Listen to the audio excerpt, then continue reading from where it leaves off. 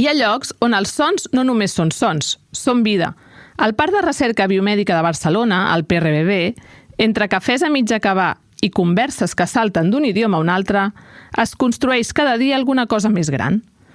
Un lloc on hi conviuen més de 1.700 persones i 1.700 històries.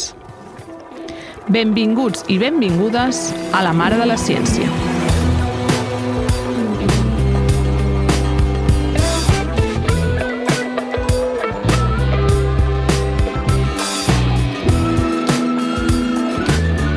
La Mare de la Ciència, un podcast del PRBB.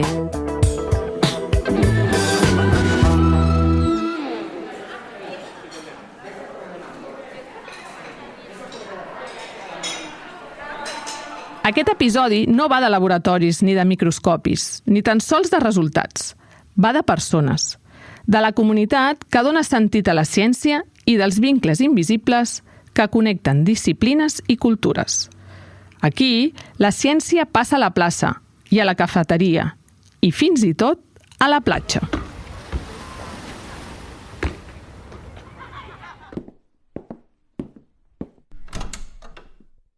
Al PRBB, el lideratge té moltes cares diverses, trajectòries diferents.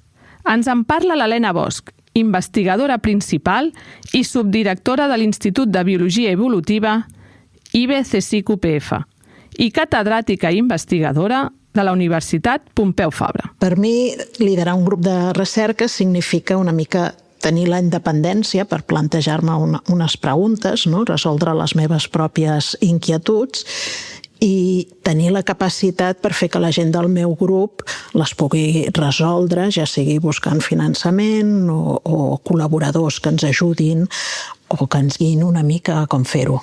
En el món de la recerca, arribar a liderar un grup no només és una qüestió de prestigi o de trajectòria acadèmica. També és assumir una responsabilitat, la de crear un espai on les preguntes noves siguin possibles. Però el camí, fins aquí, no acostuma a ser lineal i s'ha de treballar per arribar a liderar un equip de recerca. Sempre he disfrutat amb el que he fet i la vida m'ha anat portant que al final estic on estic. Però també a vegades vas veient, no? A mesura que vas agafant altres posicions i que estàs també en posició de gestió, veus que gent amb currículums brillants, potser més bo inclús que el teu en èpoques passades, doncs ara potser és difícil col·locar-se segons el temps, però amb el temps arriba. I mentrestant, el model de lideratge científic ha anat canviant. Jo crec que abans sempre hi havia com grups molt grans, molt especialitzats sempre en el mateix camp o fent coses molt concretes i que era bastant jeràrquic tota l'estructura i que ara potser hi ha més flexibilitat. També hi ha grups grans, no? però com que hi ha moltes tecnologies i tot canvia molt ràpid i la manera en com es generen les dades i analitzem aquestes dades van sorgint, doncs jo crec que la gent ara és molt més flexible i va col·laborant amb diferents grups potser més petits i no de manera estable. Ara ho faig amb uns, ara ho faig amb els altres i que no és tant la cosa tan jeràrquica i especialitzada només en un punt concret, sinó que també pot jugar en diferents camps. Una realitat que reflecteix una nova manera de liderar, més col·laborativa, més oberta i més humana.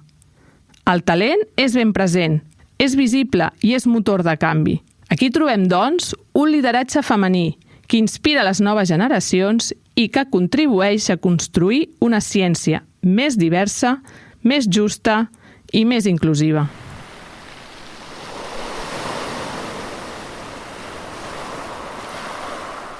Ara, imagineu-vos un espai obert com el PRBB, una conversa informal i, de sobte, una idea.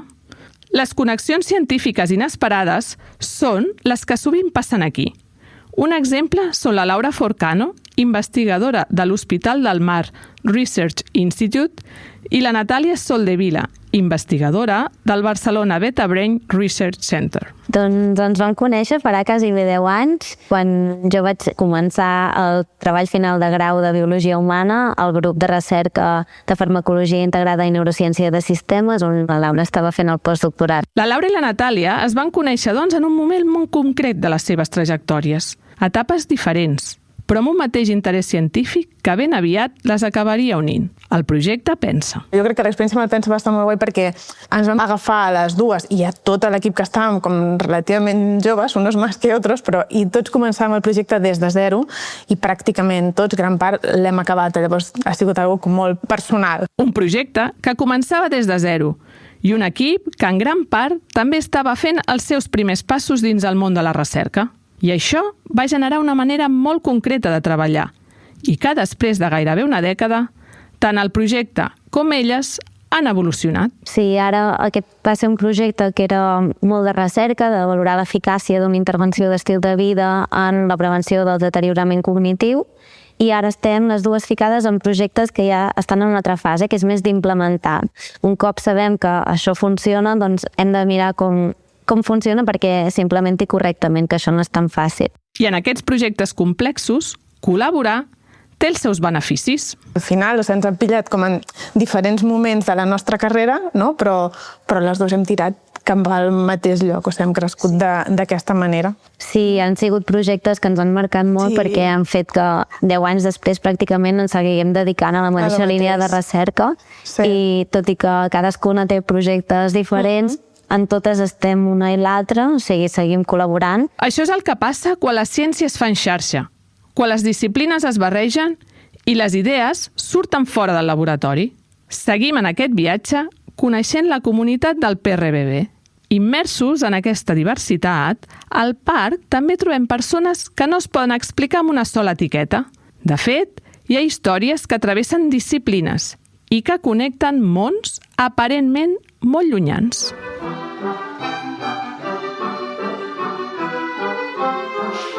I és que en un centre de recerca, les connexions a vegades poden aparèixer en un assaig de la peça que acabem d'escoltar, compartint una partitura o seguint el ritme d'una cançó. És el cas d'en Quim Frigola, estudiant predoctoral a la seu de Barcelona de l'European Molecular Biology Laboratory, físic, músic des dels 3 anys i saxofonista a l'orquestra del PRBB. I escoltant-lo, la pregunta surt gairebé sola. Què tenen en comú la música i la ciència perquè en un entorn científic acabi naixent tota una orquestra? El Quim ho explica així. D'alguna forma, la música t'ajuda com a pensar, a organitzar la ment. I a part, també, jo crec que una cosa que té en comú és la pràctica. No? Vull dir, ningú neix geni o prodigi, geni científic o prodigi musical. Tothom s'ha de practicar molt, no? I fer moltes hores. Però per al Quim, la música també té una altra funció molt important: desconnectar. Per una part, m'ajuda a desconnectar, no? Quan tens un problema, una simulació que no funciona, doncs vas a toques el piano o el saxo i desconnectes. Però també ajuda a trobar a saber compartir moments amb altres, trobar col·laboracions, perquè al final fer música és una experiència molt col·laborativa i necessites entendre't, quan toques amb altra gent, necessites entendre't i d'alguna forma portar el seu ritme. I això a la ciència actual jo crec que és molt important, no? De poder saber col·laborar, de saber parlar amb l'altra gent, tenir aquesta part més empàtica. I aquí la música es converteix en molt més que un hobby. És una manera de construir comunitat. Hi ha una part de comunitat a l'edifici, no? Estem aquí molta gent, doncs és un espai de trobada, de poder crear alguna cosa conjuntament i de compartir moments amb científics de diferents instituts que potser d'una altra forma no ens coneixeríem. I potser aquesta és també una de les grans fortaleses d'espais com el PRBB, que la ciència no només es construeix als laboratoris, també es construeix fins i tot enmig d'un assaig musical.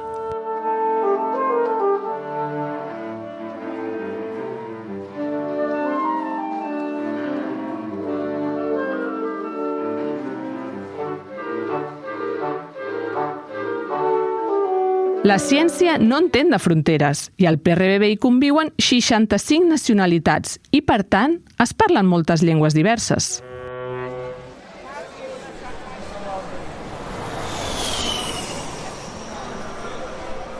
Al parc, cada persona aporta una manera de pensar, una manera de treballar, una manera de veure el món i diferents accents que aporten els seus matisos. Parlem amb la Camille Lassalle, investigadora francesa a l'Institut de Salut Global, que va arribar al PRBB gairebé seduïda per una imatge molt concreta.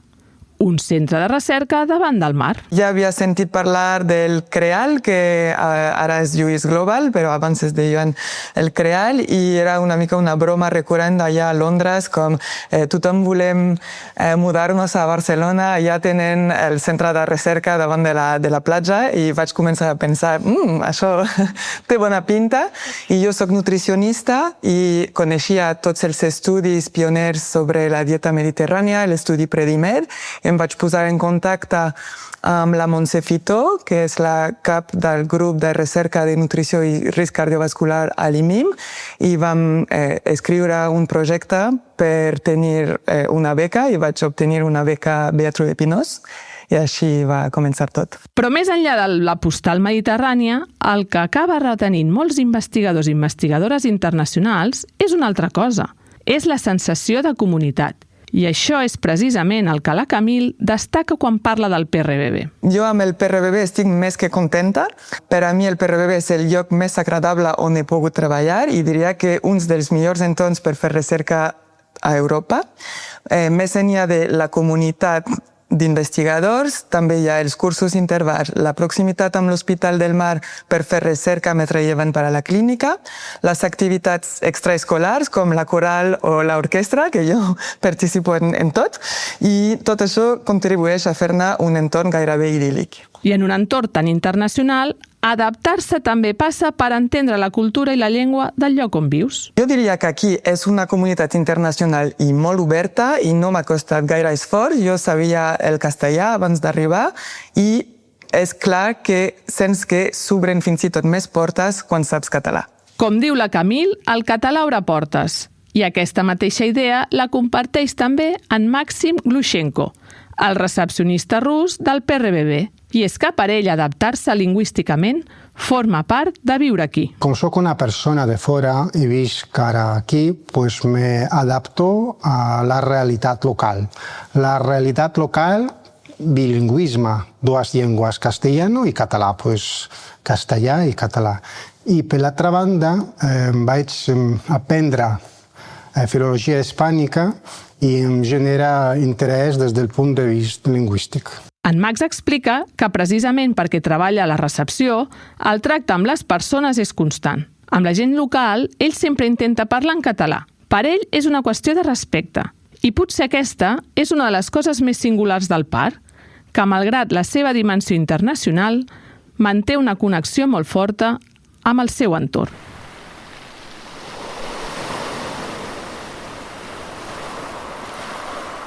Podríem parlar de tecnologia, d'infraestructures d'avantguarda o de dades, però al final res d'això existiria sense les persones. Les noves mirades, de cultures diferents, d'experiències compartides. Aquesta és la força d'un entorn internacional, obert i dinàmic, i que afavoreix la col·laboració i converteix la diversitat en motor de coneixement. En aquest capítol hem parlat amb les persones que comparteixen idees davant d'un cafè, les que miren al Mediterrani pensant en el següent experiment, o simplement juguen a voleibol buscant respostes i nous companys i companyes. Perquè la ciència no la fan les màquines, sinó que la fan les persones. La mare de la ciència, un podcast del PRBB.